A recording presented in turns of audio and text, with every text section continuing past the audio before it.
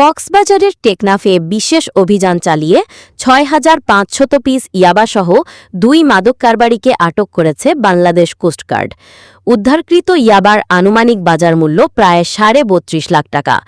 আজ শুক্রবার সকালে কোস্টগার্ডের মিডিয়া কর্মকর্তা লেফটেন্যান্ট কমান্ডার সাব্বির আলম সুজন বিষয়টি নিশ্চিত করেছেন।